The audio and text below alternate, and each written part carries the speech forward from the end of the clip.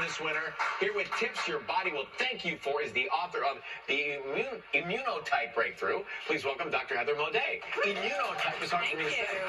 Well, welcome. Good to see you. Kelly would like an analysis of what's happening. I feel like immune support is something I tend to do already. Not entirely sure how this germ got into my face, but it's taken control. Why is immunity support so important? Well, your immune system really is responsible, like you said, for keeping you healthy. It fights, germs, bacteria, viruses.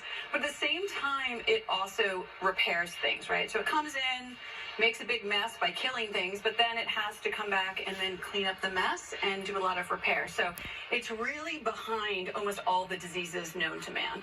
So if one eats healthy, they think they're eating the right things, they still aren't getting everything they need, most likely need supplements. Which supplements are we most in need of, do you think? Exactly. Well, sometimes, and I would say particularly this time of the year, in the winter, the fall, because we are exposed to a lot more viruses and bacteria, infections.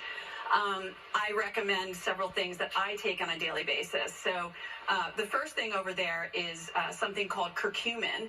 Curcumin is a very strong anti-inflammatory. It comes from turmeric root, but it's really hard to get a lot of curcumin by eating turmeric root, right? So this is a great way to sort of add that into your diet. And I take about 1,000 milligrams a day. Really great. You should take it with fat, like a fatty food. Okay. The other thing I have there is zinc.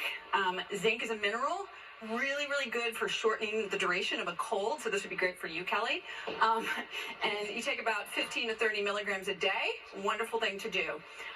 Next, we have vitamin D. So vitamin D we get from the sun. But unfortunately, this time of the year, you really don't get enough sunlight to make enough vitamin D in your body. So it's something I recommend that most people take. It's a very, very, very strong antioxidant. Really good for really anyone. Espresso beans for? So that is vitamin C. Usually it's not brown, but vitamin C is extremely important too. We can't make it in our body. We have to get it from food or supplements. It's great if you're under stress. Great if you are getting a cold. So that's another thing that Kelly should take. I feel like I'm this is a super all bar of for you. this. Absolutely. I don't know what's happening right now. So what about food-based supplements or food-based diets? I always say you can't supplement yourself out of bad health, so you really need to start with your diet and nutrition. And in the winter, we have the benefit of having a lot of seasonal vegetables and fruits that are in season. So, for example, citrus fruits like, tangerines, oranges, lemons, but also these sort of orange and red and yellow colored vegetables, squashes, carrots, sweet potatoes. They have something called beta-carotene in it, which is a great antioxidant for your immune system, and it actually converts to vitamin A in the body, so that's another benefit of eating those. Is pumpkin good for you? I like to put pumpkin on the open wood fire. Really, really good. Yeah, really good. So next, of course, is going to be something that we should maybe not use so much of, and that is alcohol.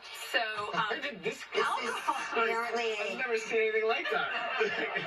That in particular. The Real Housewives are stopping by later on today. That's even beyond them. Yeah. So alcohol. So this is probably too much. That is too much, yes. And that's also margarita, which has a lot of sugar, a lot of salt, a lot of things that aren't great for your immune system. But what we know is that excess alcohol can be very damaging to your gut microbiome. We're both backing away from each other. Which is really important for your immune system, but also for your respiratory tract. It's a toxin if you take in too much of it. And so it can really sort of sidetrack your immune system. So we don't know exactly how much is sort of acceptable, but, maybe something like a small 4-ounce or 5-ounce glass of wine, once, daily or just a couple times a week. Small serving. Small serving, not a lot of it, and that is usually fine. But excessive binge drinking, no good. All right, let's take a break. More tips right after this. Stay where you are.